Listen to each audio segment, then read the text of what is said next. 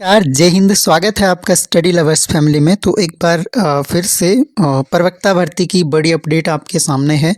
आप सभी लोग जानते हैं कि सिलेबस जो है आयोग की वेबसाइट में अपलोड कर दिया गया है और सिलेबस में कुछ भी चेंजेस नहीं है। पहली बात तो ये है कि जो हमारे पास ऑलरेडी पहले से सिलेबस था, हाँ, पेपर का पैटर्न थोड़ा सा चेंज हुआ है। तो देख सकते हैं, प्रवक्ता पद हेतु अभ्यर्थी द्वारा आवेदित विषय की लिखित परीक्षा होगी और उक्त प्रश्न पत्र वस्तुनिष्ठ व बहुविकल्पीय प्रकार के होंगे। तो दोनों जो पेपर, दो पेपर यहाँ पर दिए गए हैं कि फर्स्ट पेपर होगा और सेकंड पेपर होगा, और दोनों ही पेपर जो होंगे वो उनके जो क्वेश्चन होंगे वस्तुनिष्ठ होंगे, बहुविकल्पीय प्रकार के होंगे। तो ऑब्जेक्टिव टाइप के क्वेश्चन 150 प्रश्नों की संख्या होगी दोनों पेपर्स में, और ये आपके 3-3 घंटे के दोनों पेपर होंगे। और ज़्यादा संभावनाएं हैं कि ये दोनों ही पेपर आपके सेम डेट में हो जाएं। जिस भी सब्जेक्ट का होगा वो सेम डेट में, जो भी दिन उस परीक्षा के लिए निर्धारित किया जाएगा उसी डेट को दो पालियों में, फर्स्ट पाली और सेकंड पाली में ये एग्ज़ाम हो जाएगा।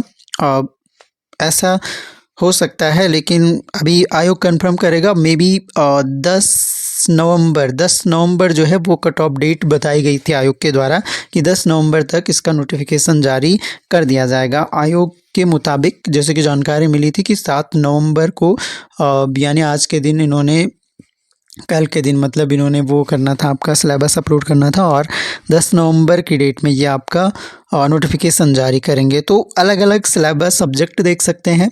अभी हमारे ऐप पे जो कोर्स चल रहा है वो पॉलिटिकल साइंस का चल रहा है, यानी नागरिक शास्त्र का चल रहा है।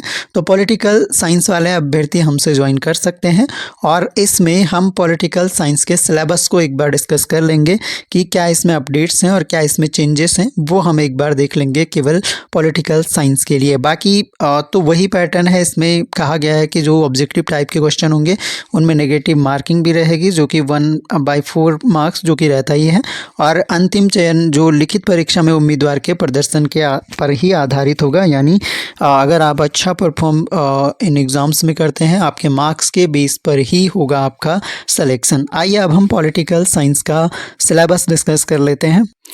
तो ये हमारे सामने सिविक्स का पेपर फर्स्ट है, यानी नागरिक शास्त्र पेपर फर्स्ट। आइए हम देख लेते हैं। 2 यूनिट जो है फर्स्ट पेपर में 2 यूनिट इन्होंने मेंशन की है। अगर हम सिलेबस को देखें तो सिलेबस कुछ भी नहीं किया गया है। आपके पास पहले वाला सिलेबस ज़रूर होगा, उसमें कुछ भी चेंजेस नहीं है। मैंने जो देखा है उसमें कोई भी चेंजेस नहीं है।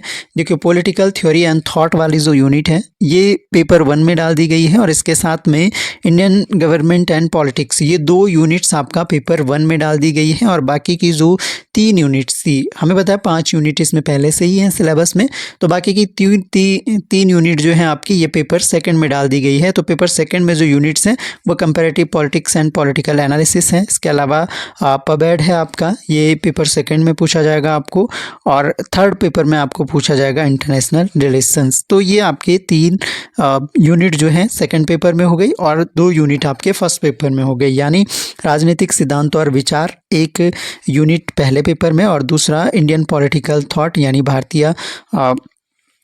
भारतीय राजनीति जो है इसके बारे में, तो भारतीय शासन और राजनीति जो है आपका वो सेकंड यूनिट इसमें रहने वाली है। तो यहीं से आपके टोटल 150 क्वेश्चन जो है फर्स्ट पेपर में देखने को मिलने वाले हैं। अब जो पॉलिटिकल साइंस की अगर आप लोग तैयारी कर रहे हैं, जो हमसे जुड़े हैं, वो काफ़ी अच्छे से जानते हैं कि ये वाली यूनिट हम ऑलरेडी अपने सिलेबस में कवर कर चुके हैं हमारे ऐप पर आपको जानते हैं कि मिनिमम रेट्स में हमारे कोर्सेज अवेलेबल मिलते हैं आपको, जिसमें आपको बहुत कम रेट्स पे, यानी हमने मेंटेनेंस चार्जेस रखे हैं। मेनली पॉलिटिकल साइंस का कोर्स आप अवेल कर सकते हैं।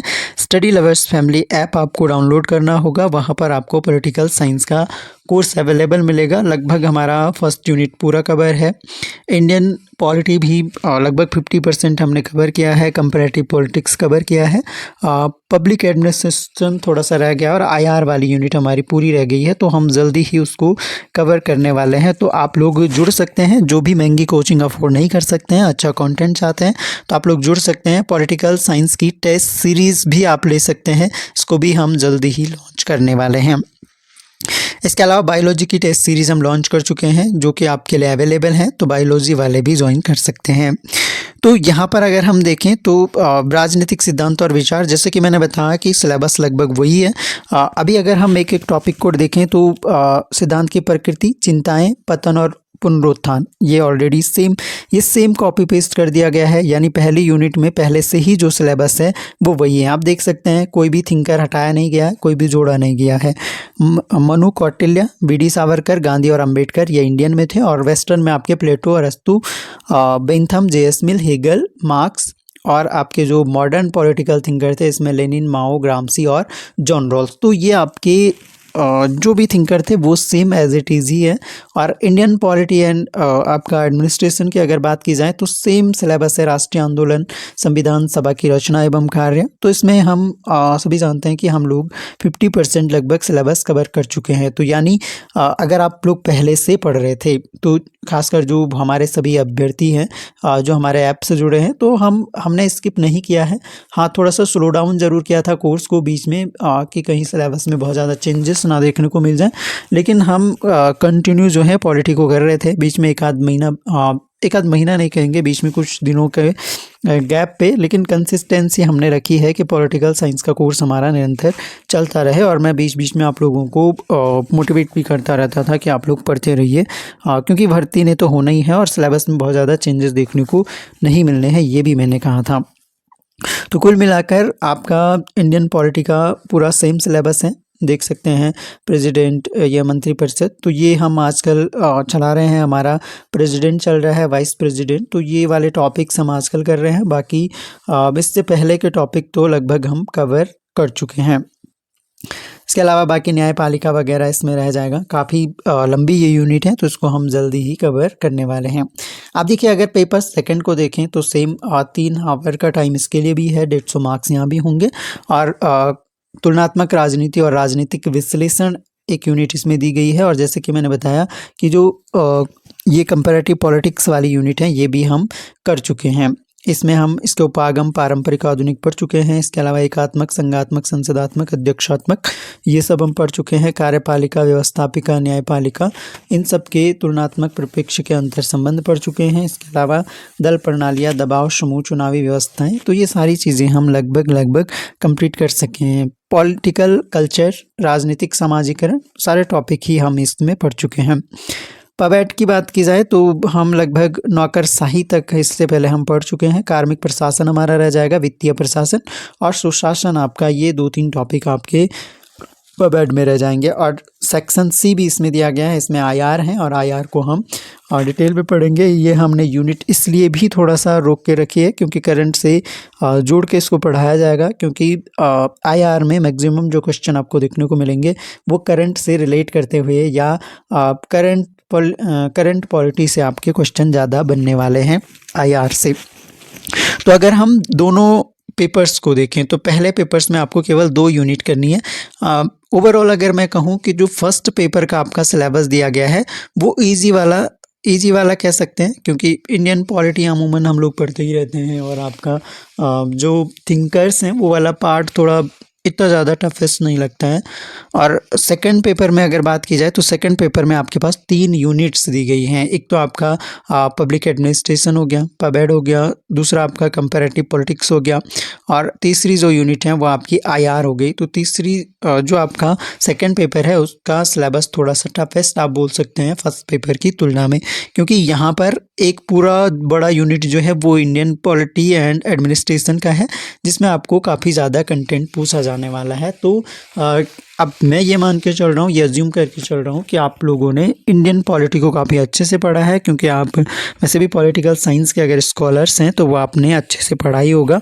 तो पहला पेपर अमूमन मतलब सेकंड पेपर की तुलना में पहला पेपर आपको थोड़ा सा ईजी पढ़ने वाला है, लेकिन आपको दोनों ही पेपर बहुत अच्छे से तैयार करने होंगे, क्योंकि जो इसका कट ऑफ बनेगा ये आउट ऑफ 300 ही बनेगा। इसमें कोई क्वालिफाइंग पेपर नहीं है, दोनों पेपर हैं वो सब्जेक्टिव हैं, और दोनों पेपर के मार्क्स काउंट करके आपकी कट ऑफ इसमें बनने वाली है।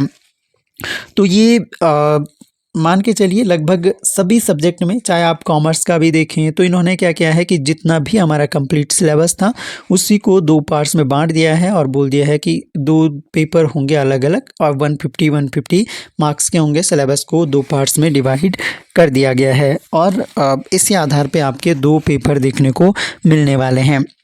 तो ये कंप्लीट जानकारी थी सिलेबस एनालिसिस हमने किया। और बाकी ज़्यादा क्लैरिटी के लिए 10 नवंबर तक का वेट करना पड़ेगा हम लोगों को, क्योंकि तब तक ये आपका फाइनल जो नोटिफिकेशन है वो हमारे सामने आ जाएगा। बाकी सब्जेक्ट के लोग भी जुड़ सकते हैं। तो पॉलिटिकल साइंस का कोर्स अगर आप अवेल करना चाहते हैं तो जुड़िए। स्टडी लवर्स फैमिली ऐप अगर आप सर्च करेंगे प्ले स्टोर पे मिल जाएगा, लिंक इस वीडियो के डिस्क्रिप्शन में भी आपको मिल जाएगा। तो आप लोग डाउनलोड करके ज्वाइन कर सकते हैं। और मिनिमम रेट्स, जैसे कि मैंने कहा कि हमारे रेट्स अगर आप देखोगे तो वो हमारी कोशिश है कि जो लोग महंगी कोचिंग अफोर्ड नहीं कर पाते हैं, नहीं जा पाते हैं 4-5 हज़ार मंथली कोचिंग, तो उनके लिए हमारे ये कोर्स हैं, ईजिली अवेलेबल हैं। और इसमें केवल मेंटेनेंस चार्ज हमारे द्वारा रखा गया है ताकि किसी की हेल्प हो सके। तो आपके अगर कोई फ्रेंड्स भी हैं पॉलिटिकल साइंस वाले तो आप उनको इन्फॉर्म कर सकते हैं। पॉलिटिकल साइंस का टेस्ट सीरीज़ भी हम जल्द लॉन्च करने वाले हैं, तो हमारा ऐप डाउनलोड करके आप ज्वाइन कर सकेंगे। तो thanks a lot for listening.